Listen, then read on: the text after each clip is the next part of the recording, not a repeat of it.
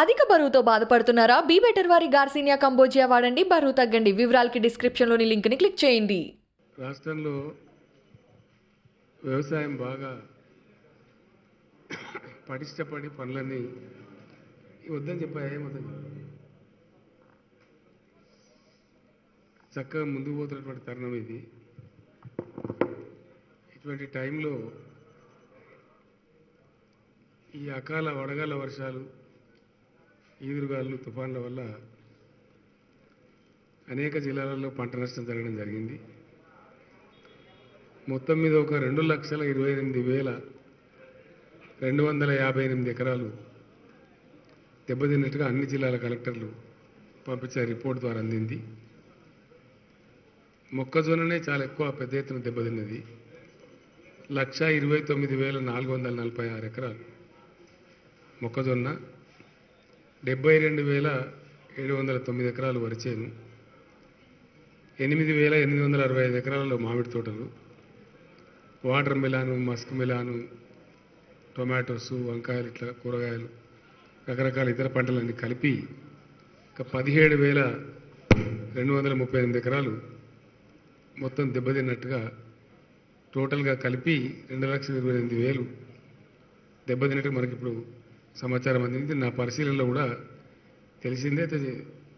Bad luck ఏంటంటే ఇలా పాక్షికంగా దెబ్బతిన్న సమస్య లేదు, మొత్తం టోటల్ 100% పోయింది. పంట ఏం మిగిలి లేదు. బీభత్సమైనటువంటి వర్షం పడ్డది. నర్సంపేట ప్రాంతంలో అయితే అసలు చెట్టుకు గాయాలేదు. టేక్ చెట్లు లాంటి ఒడ్ల మీద, గట్ల మీద ఉండే చెట్లు కూడా విపరీతంగా హిట్ అయ్యి అన్ని మరకలు రావడం ఉంది. చెట్టు అంత హెవీ డౌన్ పోర్ ఉండే, దాంతో నష్టం ఎక్కువ జరిగింది. తెలంగాణలో గతంలో ఈ చొప్పదండి కావచ్చు, నర్సంపేట కావచ్చు, ఇతర ఏ ప్రాంతమైనా కావచ్చు, అనేక ఇబ్బందులతో రైతాంగం అంతా కకావికలై చెట్టుకోలు గుట్టకోలు చెదిరిపోయిన పరిస్థితి ఉండేది. సమైక్య పాలనలో చాలా భయంకరమైన పరిస్థితులు ఉండేవి. ఈ చొప్పదండి కూడా చాలా దారుణంగా కరువు ప్రాంతం కింద, భయంకరమైన ఎడారి ప్రాంతం కింద ఉన్నట్టుండేది. చాలా నైపుణ్యంతో అద్భుతమైనటువంటి కాళేశ్వరం నిర్మించుకుంటే ఇప్పుడు కూడా మనం చూస్తూ ఉన్నాం. పంపులు నడుస్తూ ఉన్నాయి, లిఫ్ట్లు బ్రహ్మాండంగా ఒక వాగు వారినట్టు వార్త ఉంది కాలువ. సరే, కొంతమంది రాజకీయ విధవలు, అజ్ఞానులు మూర్ఖంగా ఏదో పిచ్చి పిచ్చి మాటలు మాట్లాడినా వీటిని బేఖాతరు పట్టించుకోకుండా అసలు ఏ లక్ష్యం అయితే పెట్టుకున్నామో ఆ లక్ష్యంతో ఆ ప్రాజెక్టు ఆల్మోస్ట్ దగ్గర పూర్తి చేసుకోవటం, దాని ఫలితాలు రావటం.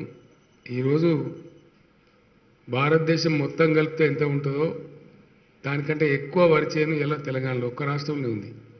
ఎంటైర్ ఇండియాలో ఎంతైతే వరి చేను ఉంటుందో దానికంటే ఎక్కువ ఈరోజు తెలంగాణలో 56 లక్షల ఎకరాలలో వరి చేనులు ఉన్నాయి. దాదాపు ఇంకొక 22 లక్షల ఎకరాలలో ఇతర పంటలు కూడా ఉన్నాయి. రకరకాల మిర్చి కావచ్చు, హార్టికల్చర్ కావచ్చు, కూరగాయలు కావచ్చు, అన్నీ కలిపి 84 లక్షల ఎకరాలలో, ఇంక్లూడింగ్ ఆర్చర్డ్స్ కదా ఈరోజు, అంటే పండ్ల తోటలు, పూల తోటలు అవన్నీ కలుపుకున్నట్టయితే 84 లక్షల ఎకరాలు ఇప్పుడు సెకండ్ క్రాప్లో సాగులో ఉంది. ఇది ఇండియాలో ఈ స్థాయిలో ఎక్కడ కూడా వ్యవసాయం లేదు. కారణం ఏంటంటే చెట్టుకోగలు, గుట్టకోగలు చెదిరిపోయినటువంటి రైతాంగాన్ని మళ్ళీ బ్యాక్ రప్పించి, వలసపోయిన వాళ్ళను, మైగ్రేషన్ పోయిన వాళ్ళను వెనక్కి రప్పించి బ్రహ్మాండంగా వ్యవసాయం నిలబెట్టుకుని పనిచేసుకుంటా ఉన్నాం తెలంగాణ. ఎవడు ఎన్ని విమర్శలు చేసినా కూడా రైతులోకాన్ని, రైతులను కడుపులో పెట్టుకొని కాపాడుకుంటా ఉంది తెలంగాణ ప్రభుత్వం.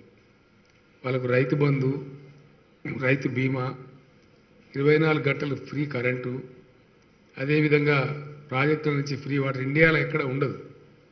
24 గంటల ఫ్రీ కరెంట్ ఎక్కడ ఉండదు. ప్రాజెక్టుల నుంచి ఫ్రీ వాటర్ అయితే అసలు ఉండనే ఉండదు. పాత నీటి తీరువా బకాయిలు కూడా రద్దు చేసి బ్రహ్మాండంగా పెట్టినాం. అది కాకుండా మళ్ళీ చిల్లర మల్లర సమస్యలు లేకుండా కూడా, ఫర్ ఎగ్జాంపుల్ మీకు బాగా అనుభవం, ఇప్పుడు నేను వస్తుంటే నేనే చూసిన, ఒకటే చోట ఒక 15 వైర్లు ఉన్నాయి మోటార్లు ఈ కాలువ మీద. అంటే ఫ్లడ్ ఫ్లో కెనాల్ కావచ్చు, కాకతీయ కాలువలు కావచ్చు, రైతులకు కాంటూర్ కెనాల్ కాబట్టి అదర్ సైడ్ ఉండే ఎత్తుగా ఉండే కాలువకి, ఎత్తు భాగంలో ఉండే పొలాలు కూడా పారించుకోవడానికి అవకాశం కల్పిస్తే నేను కొద్ది దూరం పోయినా కానీ బ్రహ్మాండంగా పచ్చగా అన్ని పొలాలు కనపడతా ఉన్నాయి. గతంలో ఈ సీన్ ఉండేది కాదు. నేను కాళేశ్వరం ప్రాజెక్ట్ నిర్మాణం టైంలో ఈ గాయత్రి పంప్ హౌస్ కాడికి చాలాసార్లు వచ్చినాం. ఈ పచ్చడి పంట పొలాలు కనిపించేటివి కావు. ఈరోజు నాకు రైతులు కూడా చెప్పినారు ఇప్పుడు, సరే ఈసారి దురదృష్టం దెబ్బతిన్నా మా గ్రౌండ్ వాటర్ బాగా వచ్చింది, బ్రహ్మాండంగా ఉంది, ఫ్లడ్ ఫ్లో కెనాల్ ఒక రిజర్వాయర్ అయింది కాబట్టి అద్భుతంగా మేము ఇలా పంటలు పండించుకుంటున్నామని చెప్పి చెప్తా ఉన్నారు. నాకు 4-5 ఏళ్ళ నుంచి మంచి లాభాలు వచ్చినాయి, మంచి పంటలు వచ్చినాయి. ఈ ఒక్కసారి నాకు నష్టం వచ్చినా సరే తట్టుకుంటా సార్, భయం లేదని ఒక రైతు చెప్తే బ్రహ్మాండమైన నాకు కూడా సంతోషం కలిగింది, గుండె ధైర్యం అనిపించింది. ఈరోజు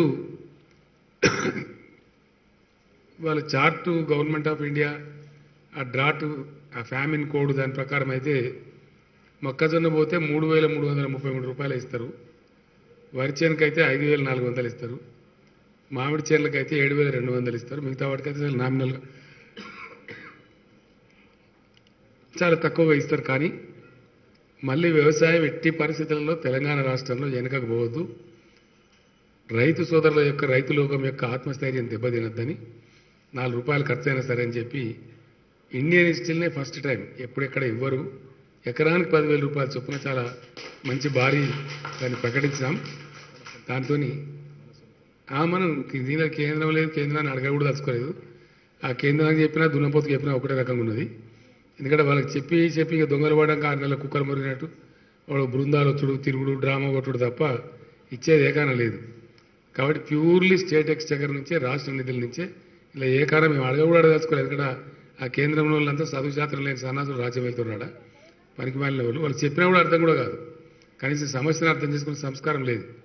ఇప్పటికి 2 సార్లు 3 సార్లు పంపించినాం, పంపిస్తే ఇవ్వలే, ఎన్నిసార్లు అడిగినా కూడా ఇవ్వలే. హైదరాబాద్ వరదలు వస్తే కూడా ఇవ్వలే.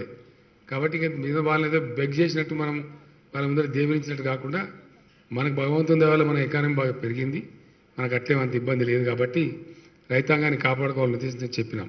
అధిక బరువుతో బాధపడుతున్నారా? బీ బెటర్ వారి గార్సినియా కంబోజియా వాడండి, బరువు తగ్గండి. వివరాలకి డిస్క్రిప్షన్లోని లింక్ని క్లిక్ చేయండి.